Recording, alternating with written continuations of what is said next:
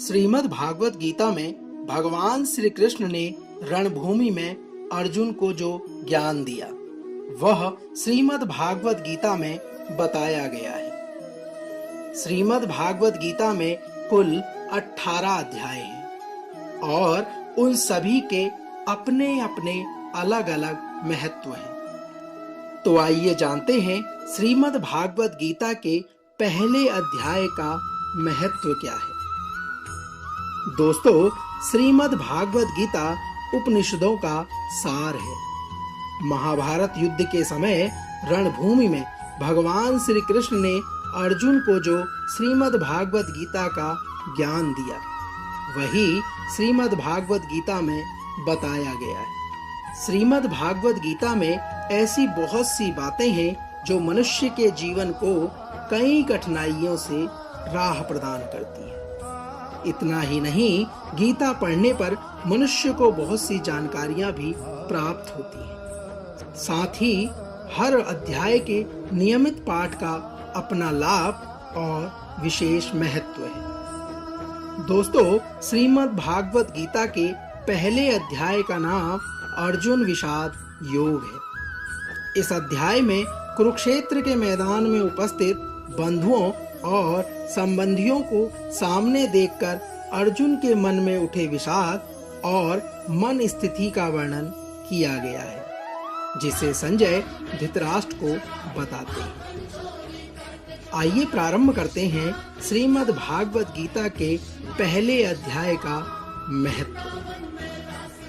भगवान शिव से श्री पार्वती जी ने कहा, हे भगवान, आप सब तत्वों के ज्ञाता हैं। आपकी कृपा से मुझे श्री विष्णु संबंधी नाना प्रकार के धर्म सुनने को मिले जो समस्त लोक का उद्धार करने वाले हैं।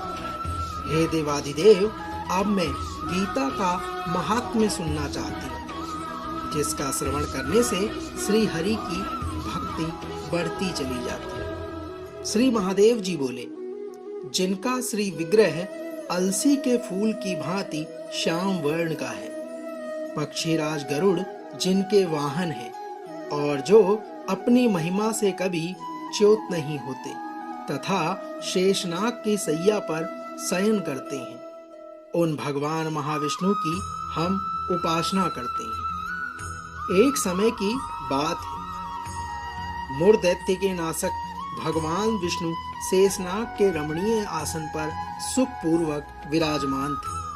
उस समय समस्त लोगों को आनंद देने वाली भगवती लक्ष्मी ने आदर पूर्वक श्री नारायण से प्रश्न किया। श्री लक्ष्मी जी ने पूछा, हे भगवान, आप संपूर्ण जगत का पालन करते हुए भी अपने ऐश्वर्य के प्रति उदासीन से होकर जो इस क्षीर सागर में नींद ले रहे हैं, इसका कारण क्या है? श्री हरि विष्णु ने कहा, हे सुमुखी, मैं नींद नहीं लेता, अपितु तत्व का अनुसरण करने वाली अंतर्दृष्टि के द्वारा अपने ही माहेश्वर रूप का साक्षात्कार कर रहा हूँ। यह वही तेज है जिसका योगी पुरुष कुशाग्र बुद्धि के द्वारा अपने अंतकरण में दर्शन करते हैं तथा जिसे मीमांसक विद्वान वेदों का सार तत्व निश्चित करते रहते हैं। वह माहेश्वर तेज एक अजर प्रकाश स्वरूप, रोग शोक से रहित अखंड आनंद का पुंज, निष्पंद तथा द्वैत रहित है। इस जगत का जीवन उसी के अधीन है, उसी का अनुभव मैं करता हूँ। हे देवेश्वरी, यही कारण है कि मैं तुम्हें नींद लेता सा प्रतीत हो रहा है। श्री लक्ष्मी जी आगे कहती हैं, हे अंतर्यामी, आप ही योगी पुरुषों के ध्येय हैं। आपके अतिरिक्त कोई ध्यान करने योग्य तत्व नहीं है। यह जानकर मुझे बड़ा कौतूहल हो रहा है कि इस चराचर जगत की सृष्टि और संहार करने वाले स्वयं आप ही हैं। आप सर्वसमर्थ हैं। इस प्रकार की स्थिति में होकर भी यदि आप उस परम तत्व से भिन्न हैं तो मुझे उसका बोध कराइए। श्री भगवान बोले, हे प्रिय, आत्मा का स्वरूप द्वैत तथा अद्वैत से पृथक भाव और अभाव से मुक्त तथा आदि और अंत से रहित है। शुद्ध ज्ञान का प्रकाश उपलब्ध होने वाला तथा परमानंद स्वरूप होने के कारण एकमात्र सुंदर है। वही मेरा ईश्वरीय रूप है। आत्मा का एकत्व ही सबके द्वारा जानने योग्य है। श्री भगवान कहते हैं, हे लक्ष्मी, गीता शास्त्र में इसी का प्रतिपादन हुआ है। अमित तेजस्वी भगवान विष्णु के ये वचन सुनकर लक्ष्मी देवी ने शंका उपस्थिति करते हुए कहा, हे भगवान, यदि आपका स्वरूप स्वयं परम आनंदमय और मन वाणी की पहुंच से बाहर है, तो श्रीमद् भागवत गीता उसका बोध कैसे कराती है? मेरे इस संदेह का निवारण कीजिए। भगवान बोले, हे सुंदरी, सुनो, मैं गीता में अपनी स्थिति का वर्णन करता हूँ। क्रमशः 5 अध्यायों को तुम 5 मुख जानो, 10 अध्यायों को 10 भुजाएं तथा 1 अध्याय को उदर और 2 अध्यायों को दोनों चरण कमल जान सकते हो। इस प्रकार यह 18 अध्यायों की वाणमयी ईश्वरीय मूर्ति ही समझनी चाहिए। हे प्रिय, यह ज्ञान मात्र से ही महान पातकों का नाश करने वाली है। जो उत्तम बुद्धि वाला पुरुष श्रीमद् भागवत गीता के 1 या आधे अध्याय का अथवा 1 या आधे या चौथाई श्लोक का भी प्रतिदिन अभ्यास करता है, वह सुशर्मा के समान मुक्त हो जाता है। दोस्तों, श्री लक्ष्मी जी की जिज्ञासा और बढ़ती जा रही है। श्री लक्ष्मी जी भगवान से प्रश्न करती है, हे भगवान, सुशर्मा कौन था? वह किस जाति का था और किस कारण से उसकी मुक्ति हुई? लक्ष्मी जी के इस प्रकार के वचन सुनकर श्री भगवान बोले, हे प्रिय, सुशर्मा बड़ी खोटी बुद्धि का मनुष्य था और पापियों का तो वह शिरोमणि था। उसका जन्म वैदिक ज्ञान से शून्य और क्रूरतापूर्ण कर्म करने वाले ब्राह्मणों के कुल में हुआ था। वह ना तो ध्यान करता था, ना जप, ना होम करता था, ना अतिथियों का सत्कार। वह मूढ़ होने के कारण सदा विषयों के सेवन में ही लगा रहता था। दिन भर हल जोतता और पत्ते बेचकर आजीविका चलाता था।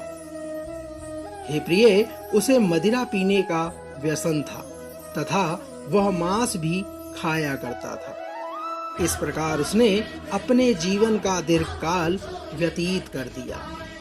हे लक्ष्मी, अब आगे सुनो। एक दिन मूढ़ बुद्धि सुशर्मा पत्ते लाने के लिए किसी ऋषि की वाटिका में घूम रहा था। इसी बीच काल रूपी धारी काले सांप ने उसे डस लिया।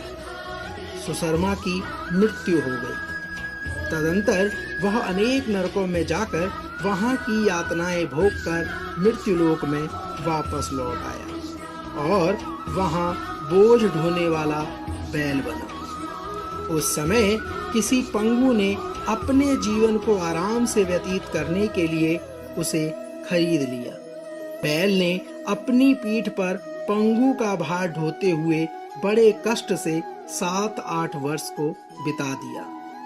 लेकिन हे लक्ष्मी, एक दिन पंगु ने किसी ऊंचे स्थान पर बहुत देर तक बड़ी तेजी के साथ उस बैल को घुमाया। इससे वह थककर बड़े वेग से पृथ्वी पर गिरा और मूर्छित हो गया। उस समय वहां कौतूहलवश आकृष्ट हो बहुत से लोग एकत्रित हो गए। उस जन समुदाय में से किसी पुण्यात्मा व्यक्ति ने उस बैल का कल्याण कराने के लिए उसे अपना पुण्य दान दिया। तत्पश्चात कुछ दूसरे लोगों ने भी अपने अपने पुण्यों को याद करके उन्हें उसके लिए दान कर दिया। उस भीड़ में एक वैश्या भी खड़ी थी। उसे अपने पुण्य का पता ही नहीं था, तो भी उसने लोगों की देखा देखी उस बैल के लिए कुछ त्याग कर दिया। श्री भगवान बोले, हे लक्ष्मी, तदंतर यमराज के दूत उस मरे हुए प्राणी को पहले यमपुरी ले गए। वहां यह विचार कर कि यह वैश्या के दिए हुए पुण्य से पुण्यवान हो गया है, उसे छोड़ दिया गया। फिर वह भूलोक में आकर उत्तम कुल और शील वाले ब्राह्मणों के घर में उत्पन्न हुआ। उस समय उसे अपने पूर्व जन्म की बातों का स्मरण बना रहता था। बहुत दिनों बाद भी वह अपने अज्ञान को दूर करने वाले कल्याण तत्व का जिज्ञासु होकर वह उस वैश्या के पास गया और उसके दान की बात बतलाते हुए उसने पूछा, तुमने मुझे कौन सा पुण्य दान किया था? मैं तुमसे उसके बारे में संक्षेप में जानना चाहता हूँ। वैश्या ने उत्तर दिया, वह पिंजरे में बैठा हुआ तोता प्रतिदिन कुछ पढ़ता है, उससे मेरा अंतकरण पवित्र हो गया है। उसी का पुण्य मैंने तुम्हारे लिए दान किया था। इसके बाद उन दोनों ने तोते से पूछा। तब उस तोते ने अपने पूर्व जन्म का स्मरण करके प्राचीन इतिहास कहना आरंभ किया।